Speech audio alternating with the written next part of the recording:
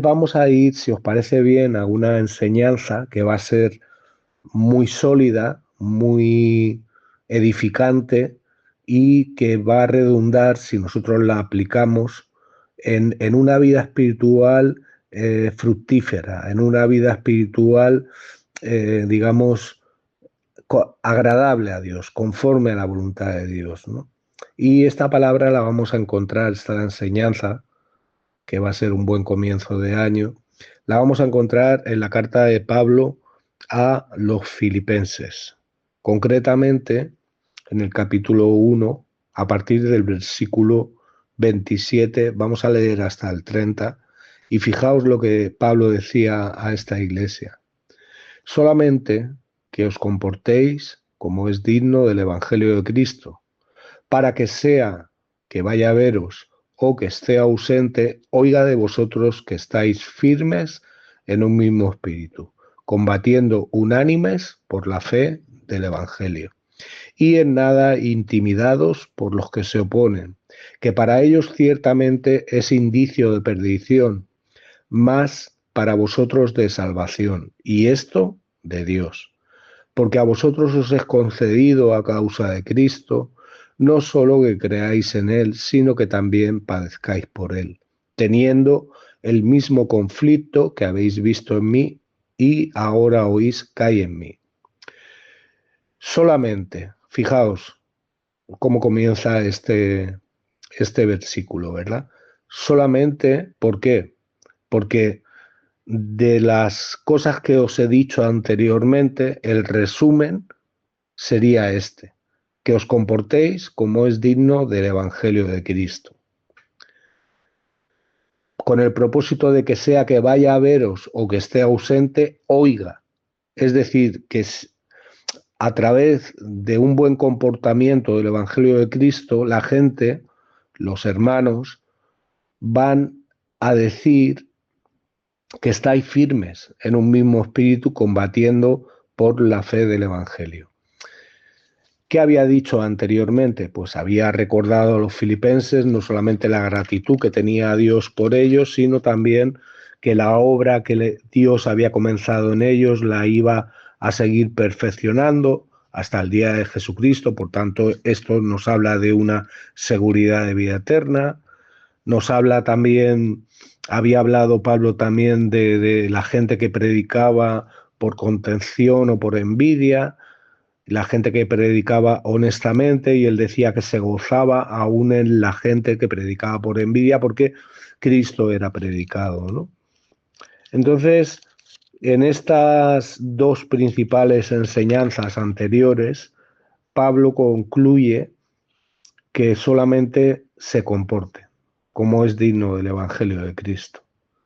Claro, comportarse como es digno del Evangelio de Cristo conlleva una responsabilidad de no predicar otro evangelio, ¿verdad? Pablo a los Gálatas decía, si alguno os predica otro evangelio que no sea este, pues que sea considerado como una persona maldita, una persona alejada de Dios, una persona equivocada en su enseñanza, porque el evangelio no es de los hombres. El Evangelio es de Cristo. El Evangelio son las buenas nuevas de salvación en Cristo, y no solamente las buenas nuevas de salvación, sino también las buenas nuevas de condenación para los que rechazan a Cristo, para los que mueran rechazando a Cristo. Esas buenas nuevas de salvación que nosotros decimos serán buenas nuevas de condenación. Por eso Jesús dijo a Nicodemo, el que en él cree no es condenado, pero el que no cree ya ha sido condenado. ¿Por qué? Porque no ha creído en el unigénito Hijo de Dios, y esta es la condenación, que la luz vino al mundo, pero los hombres amaron más las tinieblas que la luz, porque sus obras eran malas. Entonces hay una responsabilidad aquí. Generalmente cuando enseñamos el Evangelio, vamos a textos de la vida de Jesús, cuando él coge el libro de Isaías y comienza a decir ese versículo, ¿no? El Espíritu de Dios está sobre mí, por cuanto me ha ungido para dar buenas nuevas a los cautivos, a dar vista a los ciegos, a proclamar el año agradable del Señor. Esto creo que se encuentra en Isaías 61, pero el mismo versículo de Isaías 61 que habla sobre esto, también dice a proclamar el año de la buena voluntad de Jehová y el día de la venganza de nuestro Dios. Por tanto, buena voluntad de Jehová en cuanto a que Cristo se hizo carne y dio su vida y se ofreció como el Cordero Santo de Dios, que era el único que podía quitar el pecado del mundo, porque el pecado, la culpa de nuestro pecado fue descargada sobre él. Ahora, cuando la culpa de nuestro pecado fue descargada sobre Cristo, no se estaba refiriendo que en Cristo todo el mundo se va a salvar. La culpa del pecado que es aplicada y descargada sobre Cristo es sobre todo aquel que en Él cree y sobre todo aquel que Él ha escogido para salvación. Y esto es un misterio, pero Dios desde un comienzo comenzó a escoger a gente. Entre muchas, escogió a gente con propósitos concretos. Y en este caso Dios tiene una iglesia, la cual un día será entregada a Él pura, sin mancha, por los méritos de Cristo. Por tanto, el Evangelio, para comportarnos de una forma digna del Evangelio de Cristo, tenemos que predicar el Evangelio de Cristo, no el Evangelio nuestro, no en el Evangelio omitiendo cosas que Cristo dijo, no el Evangelio adaptándolo a lo que a los oyentes les gusta escuchar. Por supuesto, casi todo el mundo quiere escuchar de salvación, de bendición, pero nadie quiere escuchar de condenación. Casi todo el mundo quiere escuchar del cielo, pero poca gente quiere escuchar del infierno, salvo gente endemoniada, ¿no? Por tanto, el Evangelio de Cristo, no solamente en Cristo hay salvación, en Cristo también hay condenación. Y cuando Cristo venga por segunda vez, no va a traer salvación, va a aplicar condenación, va a aplicar juicio. El día de la ira de Dios, el día de la venganza, como dice ese versículo 61 de Isaías. ¿Y por qué Cristo no dijo ese versículo? Él no omitió esa parte. Pues porque Él vino, se hizo carne para salvar. No se hizo carne para condenar. Pero la condenación estará sobre aquellos que rechazan a Dios. La salvación no será universal a todo el mundo. Es decir, todos los seres humanos se salvarán. Eso es una gran mentira del diablo. Por tanto, tenemos que comportarnos y predicar el Evangelio de Cristo, todo el Evangelio de Cristo. Ahora, Pablo sigue diciendo, para que sea que vaya a veros o que esté ausente, estamos en Filipenses 1:27, oiga de vosotros que estáis firmes en un mismo espíritu, combatiendo unánimes por la fe del Evangelio. Firmes en un mismo espíritu, en el sentido de que los que Dios ha salvado, a los que Dios ha hecho la obra de regeneración, Dios nos ha dado un espíritu nuevo. Como dice Ezequiel 36, 25 y 26, pondré un espíritu nuevo dentro de vosotros. Quitaré el corazón de piedra y os daré un corazón de carne y pondré mis leyes en vuestra mente. Por tanto, la palabra de Dios tiene que estar en nuestra mente. Tenemos que combatir unánimes, sabiendo que independientemente de si te cae bien el hermano o te cae mal, si es tu hermano o es tu hermano, y tú no tienes que rechazarlo y tú no tienes que hacerle daño porque es tu familia y si le haces daño tú estás teniendo el espíritu de Caín, estás actuando como Caín. Yo no puedo actuar contigo como Caín, no debo. Por tanto, también tenemos que estar firmes en un mismo espíritu, en saber que si tú eres comprado por la sangre de Cristo, yo también, que quieras o no, o yo quiera o no, eres mi hermano y te debo amar y te debo demostrar ese amor, no solamente aceptando tu perdón, sino también pidiéndote perdón en lo que yo te haya podido ofender. Eso es combatir unánime.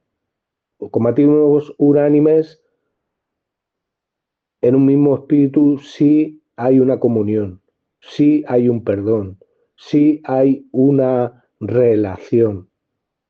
Confesaos vuestras ofensas unos a otros, orar unos por otros para que seáis sanados, decía el hermano de Jesús, Santiago, ¿no?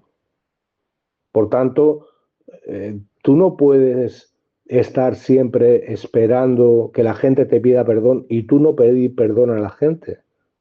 Yo no puedo estar haciendo eso. Yo también debo reconocer y debo pedir perdón.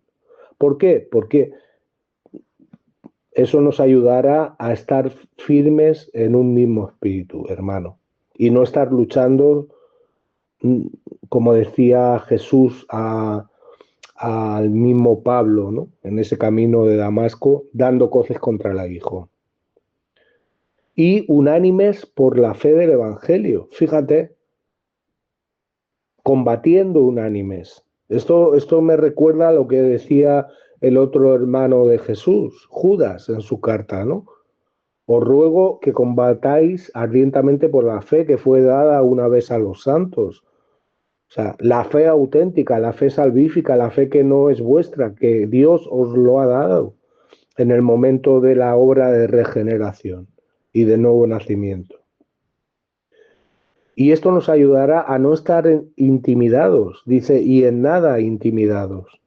O sea, si combatimos firmes, si nos comportamos como es digno del Evangelio de Cristo, hablando solo lo que Dios quiere que hablemos y callando donde Dios quiere que callemos, si no adulteramos la palabra de Dios, como decía Pablo a los Corintios en la segunda carta, que había algunos que medraban falsificando la palabra de Dios, añadiendo cosas, quitando cosas.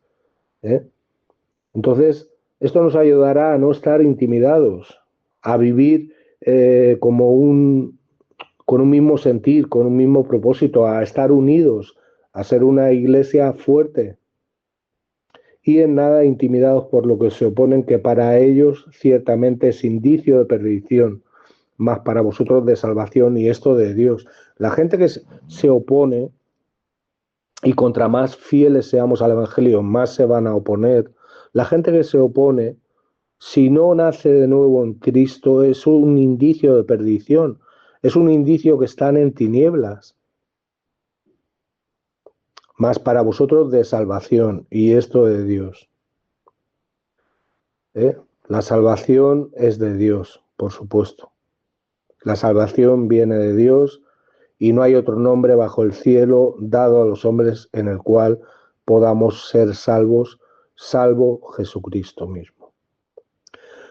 Porque a vosotros os es concedido a causa de Cristo no solamente que creáis en Él, es decir, os es concedido no solamente el regalo de la vida eterna, no solamente Dios nos ha concedido todas las bendiciones que trae el nuevo nacimiento y que tenemos, la herencia que tenemos en Cristo, sino también nos ha concedido que padezcamos por Él, que le imitemos, que tomemos nuestra cruz cada día y le sigamos.